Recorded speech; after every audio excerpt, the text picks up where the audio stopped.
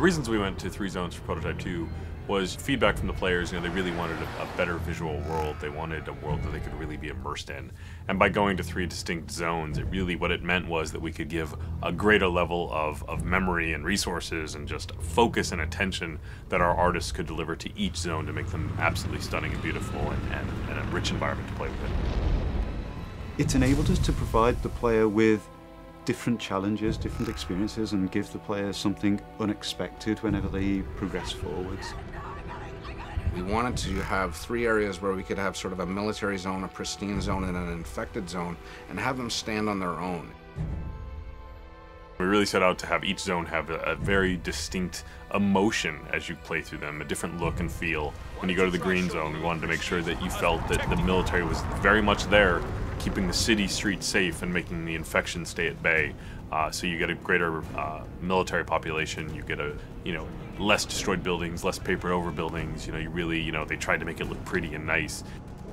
Our responsibility is sell the story, sell the mood and the feel of the location. So you will see lots of guys sitting on the sidewalks, leaning against the buildings, kind of hiding.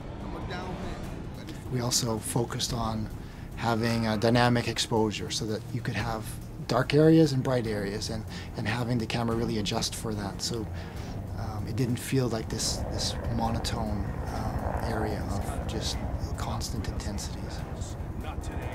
A lot of the threat that you find in the green zone is slightly more insidious. It's kind of hidden away. It's not as overt as in the yellow zone where there's military absolutely everywhere, but as you dig deeper into the green zone, you start to understand that it has its own set of secrets in there, which I'm not going to go into details in this particular conversation. The yellow and the green zone represent sort of the progression to the red zone. The green zone starts out as a living normal civilization where people are still going about their daily work. They're still doing their normal things.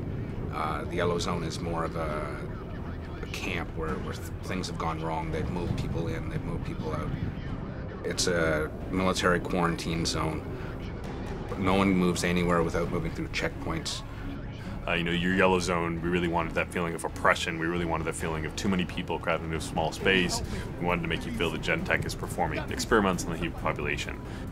With the yellow zone having kind of expanded in such a way that the shanty towns are spilling out into the streets, what you tend to find at ground level, at least, it's a much more enclosed gameplay space and a much more dense gameplay space, which means that if you get into a fight, it changes your tactical options. So it's just asking different things of the player and requiring them to approach situations in a different way. The checkpoints are far more important. The places where the military lineup meets the protesters is a far more interesting space than just a space that's completely filled with military or a place that's completely filled with infected. So as you go through each zone, you really will feel, this is the heart of darkness. This is sort of the safe zone. And this is kind of the, overcrowded, too many people, and even the people within that, the general population.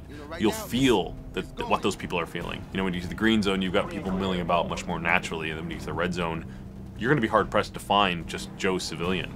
You're going to find a lot of infected. You're going to find a lot of people worried for their life. So the zones are actually unlocked in a linear sequence as you go through the game. So you'll start out in the yellow zone, and then through the course of events you get dragged on into the next zone and then the zone after. But once you've unlocked any given zone, you're free to travel between them at will to complete any of the side missions or other content that you may not have finished there, or things that you want to go back to try and to improve your performance at, etc. Prototype 2 is still very much a completely open world game where you have total flexibility to go wherever you want and do whatever you want whenever you want.